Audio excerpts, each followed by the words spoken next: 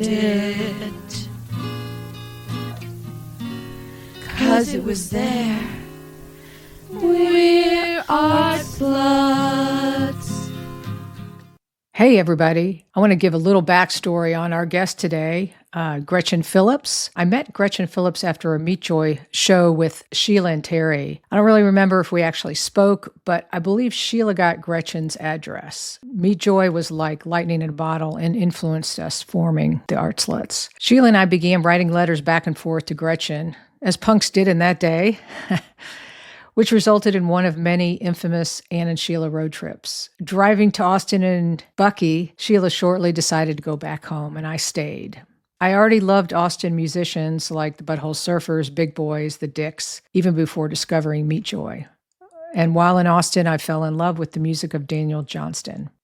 I was welcomed into Austin by Gretchen and her friends, and she actually gave me a place to stay, which I didn't appreciate enough at the time.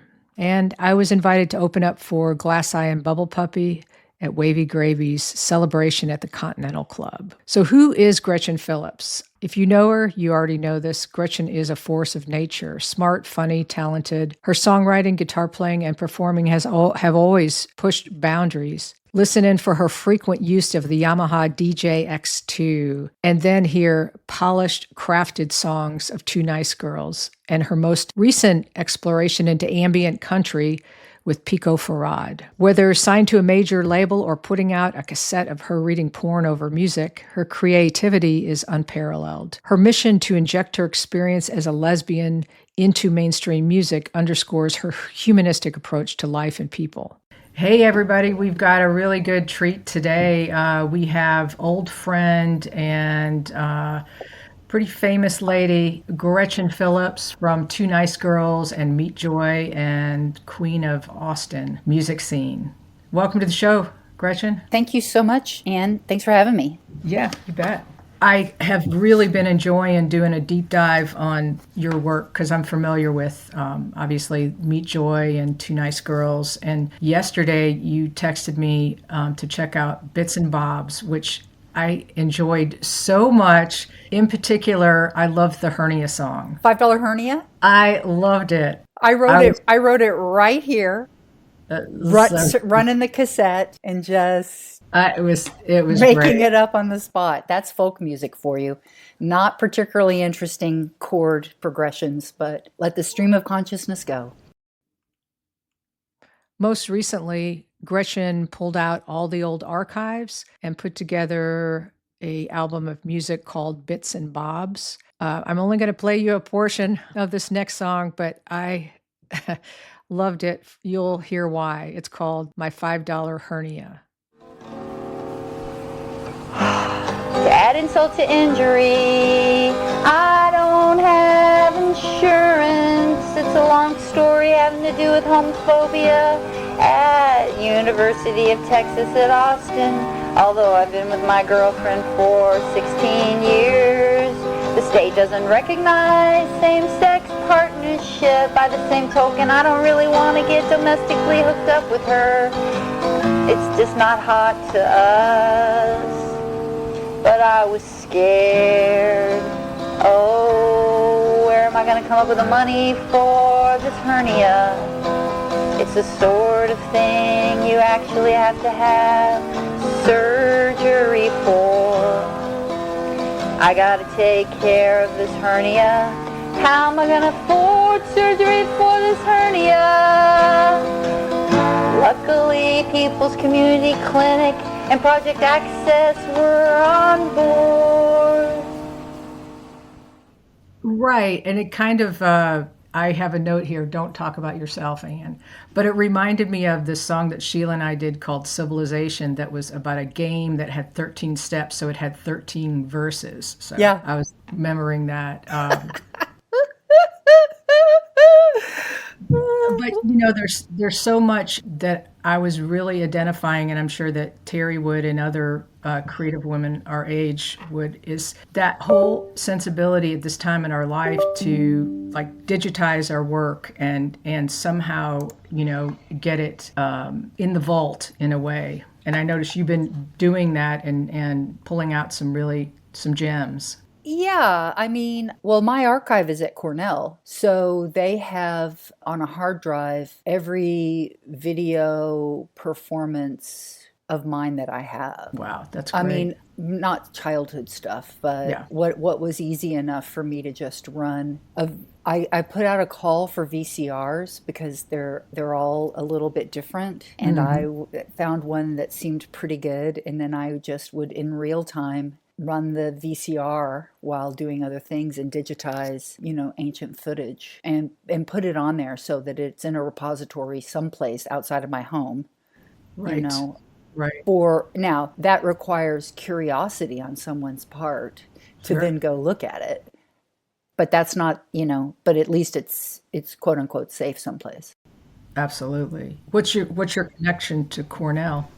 They have a really cool human sexualities collection and an archivist who has been concentrating since the early 90s, particularly on that. And then my particular collection also ties into their punk collecting. So they have two great women archivists who are, and Cornell was, wanted my stuff. And so they also have Robert Moog. Oh, nice. Not all of it, but some. There's some Ed Wood in there.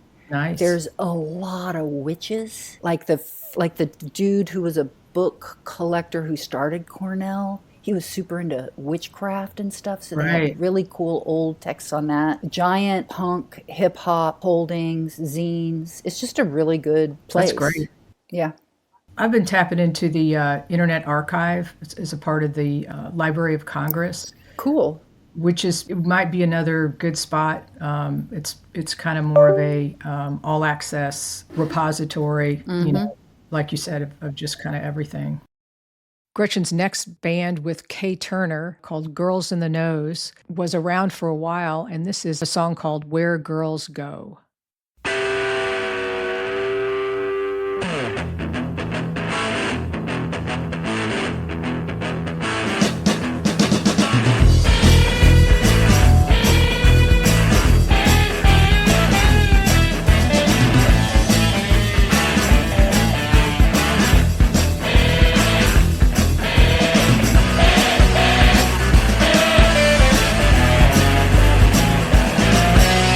One is for the mind.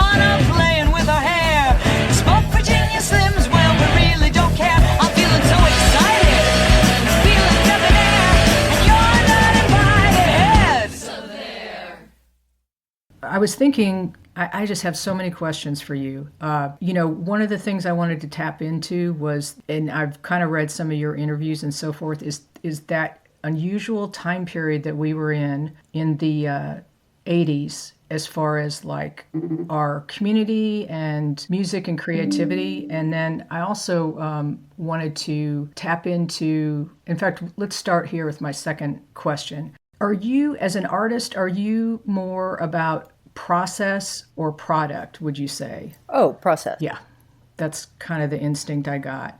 So your first band was called Meat Joy, which is definitely about process for sure. That whole Fluxus movement and that whole artistic movement. Can you talk about how Meat Joy started? Yeah, but just all of those little sounds that sound like beeps and things, is that on your end? Yeah. Okay, that's fine, as long as it's not telling us anything. So sorry about that. What sound that a man created am I supposed to pay attention to? How is it that you're asking me to stop paying attention to my train of thought and pay attention to your, alarm on some version?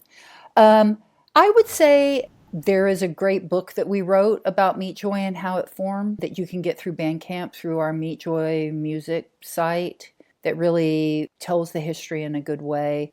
Quickly, I'll just say Meat Joy was a gang of people who were interested in artists stretching outside of their sort of prescribed art area, let's say. I'm sorry, Anne, I've told this story so many times. Let's skip it.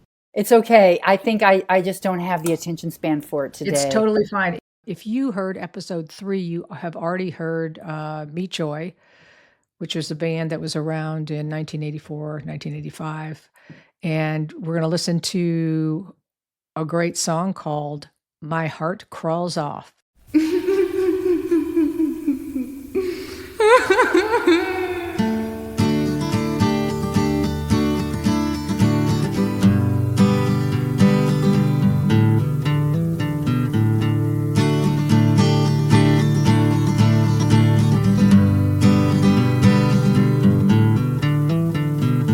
I just called the operator. She said that your phone was busy. Well, so I started crying, but I stopped. It just made me dizzy.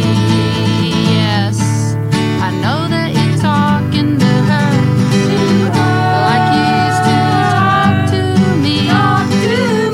Y'all have probably gone so far that she's seen that mole on your knee. Every time that you touch me, I see her in your eyes.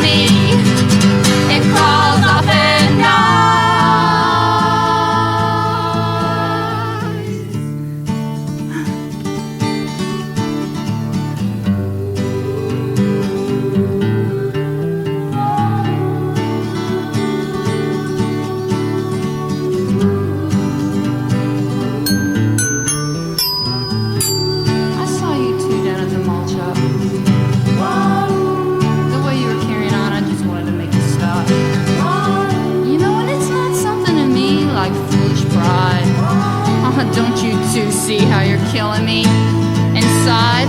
Oh, oh, oh, oh, every time that you touch me, I see her in your eyes, and then a little part of me, it crawls up and dies. It crawls up and dies. It crawls up and dies.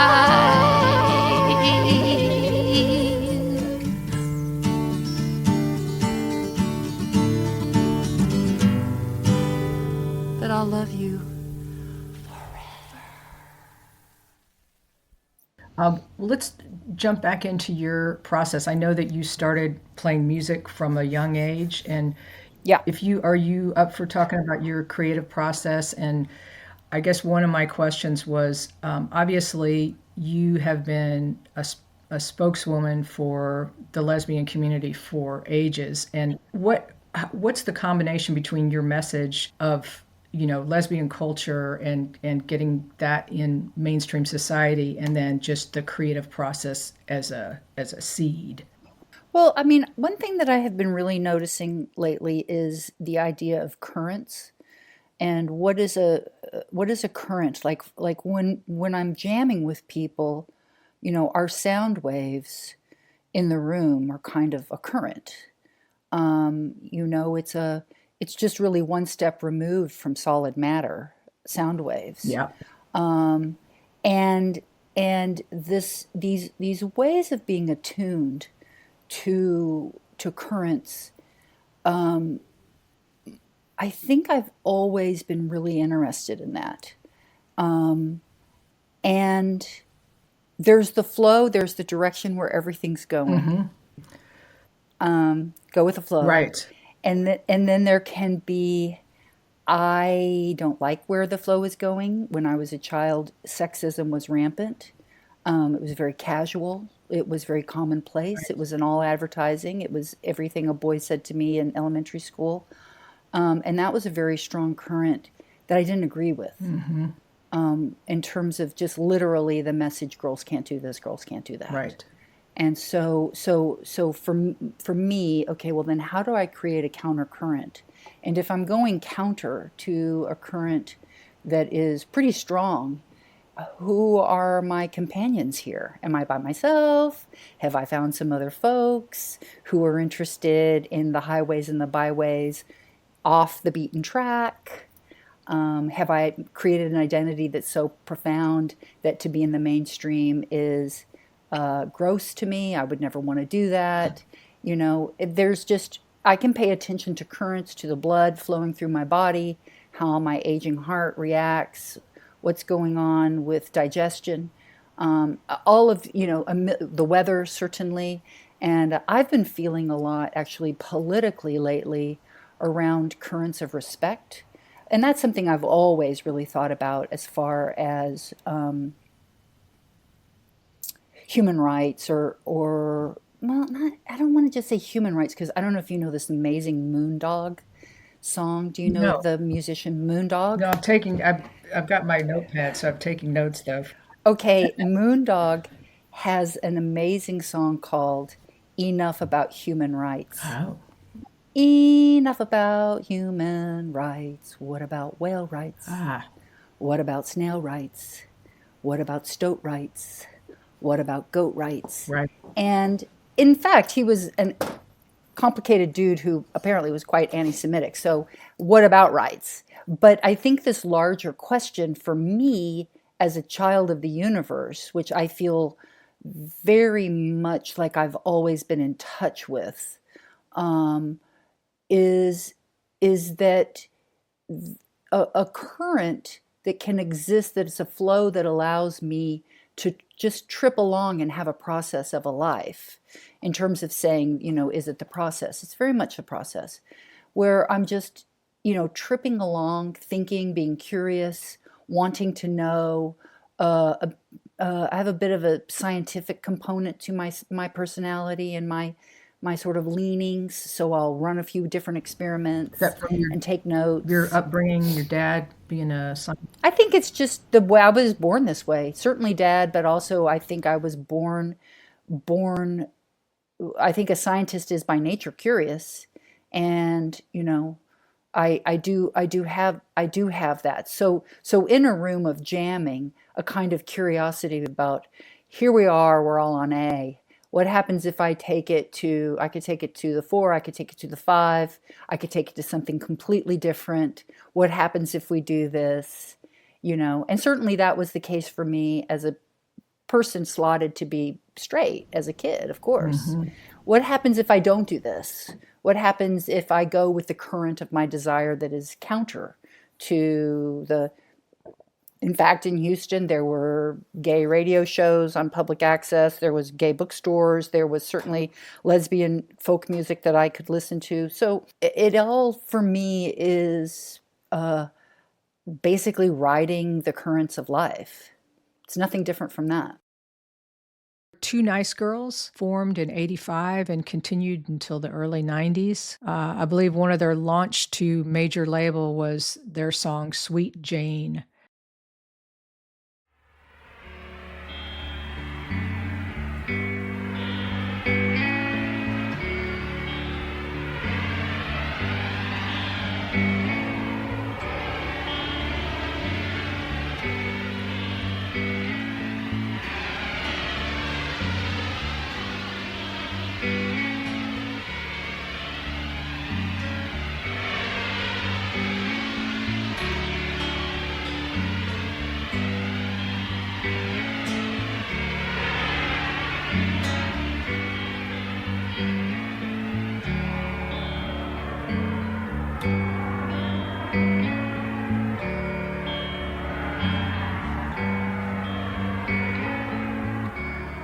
Standing on the corner, there's a suitcase in my hand. Jackie's in his corset, Jane she's in her vest. Me, I'm in a nice girls band, riding in a Sluts backcat. I wish those were different times. But the boys said studied loose verse, and the ladies they rolled their eyes. Sweet Jane, Jane, sweet Jane, Jane, sweet Jane, Jane.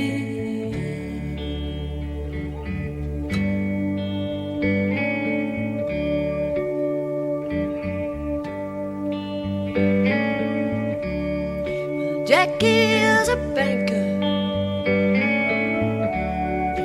Jane is a clerk, and all they save their money when they come home from work, sitting by the fire with the radio display and the march of the wooden soldiers, yeah. You can hear Jackie say, just give me love, sweet Jane, with affection. Sing me another love song, but this time with a little dedication. Sing it, sing it, sing it, sing it, sweet Jane. You know that's what I like, love it.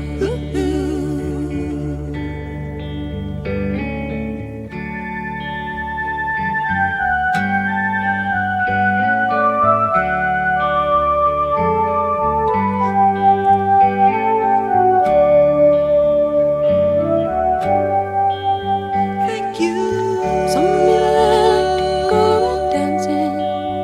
You took me down. Some people say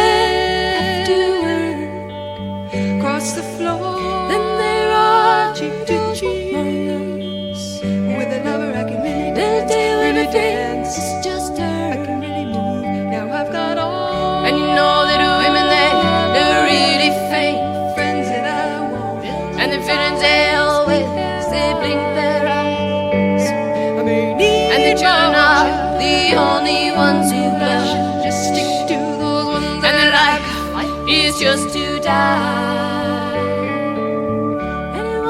Anyone who had a heart wouldn't turn around and break it.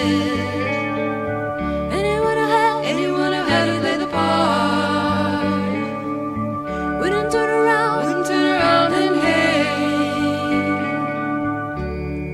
Sweet Jane, Jane, Jane, sweet Jane, Jane, Jane, sweet Jane, Jane, Jane, sweet Jane, Jane. Just give me love, sweet Jane, with affection. Sing me another love song, but this time with a little dedication. Sing it, sing it, sing it, sing it, sweet Jane. You know that's what I like, love it.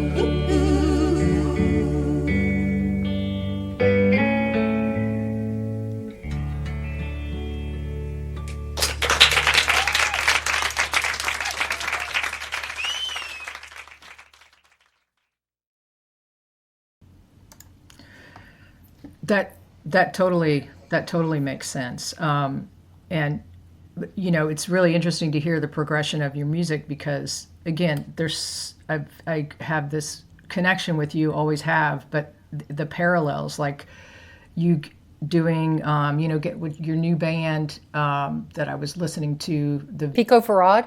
yeah, it's like basically ambient country or something, right? Yeah, I mean, well, that's total current making. Total. Where we're just making a current. And then after our first practice, I was like, this is great. But, I felt like I want something more. And I thought of the most sort of counter genre to ambient, which was, what about classic country? Right. But then the classic country actually just emotionally fits. Yeah. The emotion right. of usually loss. Those are the songs I'm drawn to. Right. Or a kind of, if it's together again, a kind of minor key togetherness, but there's such a bittersweetness to it. And even the pacing of country is like very straight ahead, Yeah. Right. So yeah, I really enjoyed that. And, one of the things I've always explored, but even more specifically since COVID, is the effect of music and sound on people in a way of communicating that can't be specified. You know what I'm saying?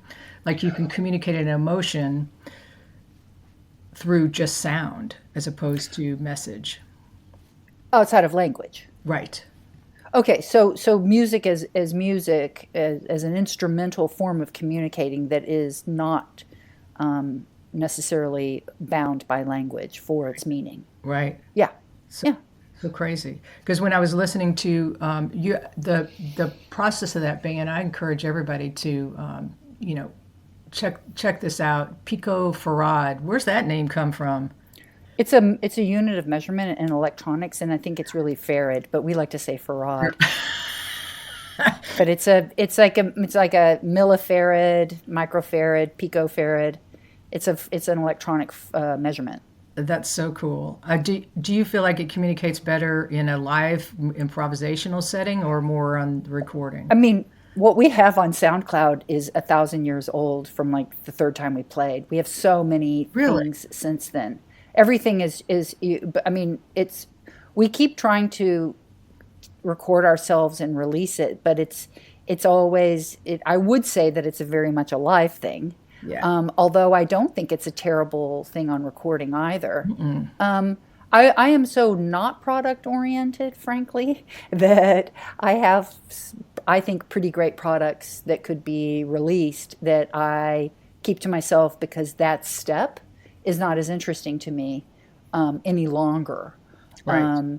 The magic of our, the meaning of objects when we started out and what was precious about them and what has become, I feel like, too much information, honestly, TMI, in every fucking form there is. Exactly. So, in a certain way, I hold back, I think, somewhat, going to yet another man who is making money in a tech way off of the fruits of my lesbian labor, and I will never see it. Where it's kind of like, sorry, I guess you had to be there.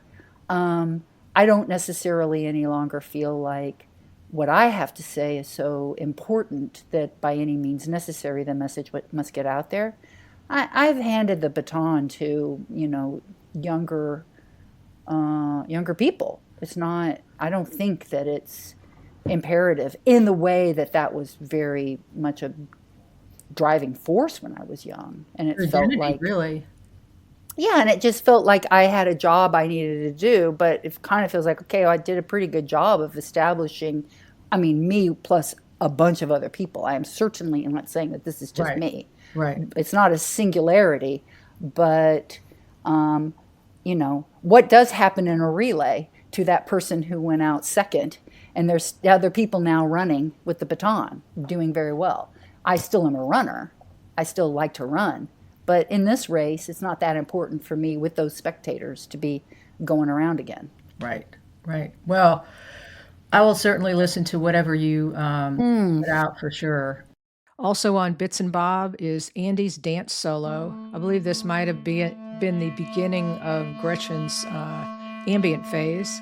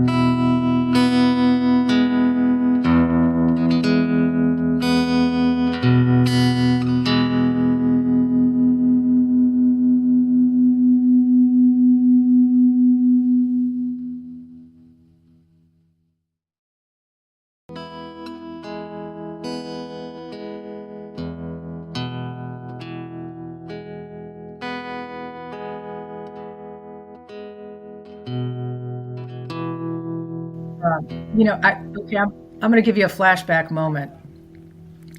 On one of our episodes with Pam and Terry, we all talked about the blue truck. Okay. I have so much to say about the blue truck. Good. Sugar Ball. Is that the name of it? Sugar Ball. Oh my God, I love that truck. Datsun. Yeah, yes, I loved it so much. And Pam is pretty convinced that she actually borrowed it for a while as well. Like it took the circuit, but I mean, it was literally life changing for me. Um, and I'll just, on a personal note, just say you were life changing for me. And just making that connection and transitioning what turned out out of the art sluts into other stuff. So thank you for that. But Anne, you got me I'm so glad. transport, which was crazy because I was riding a bike everywhere in August heat in Austin. It was hot. Thanks for listening to Art Sluts Radio. Hey, if you identify with the Art Sluts, explore our herstory at artsluts.net. That's ARTSLUTS.net. And purchase downloads of our music wherever you stream music. All contributions and purchases will go to support Planned Parenthood. Currently, 21 states have limited access to women's health care, including abortion, and 15 of those have a total ban. Talking about your abortion experience, voting and donating to support abortion rights will make a difference. I hate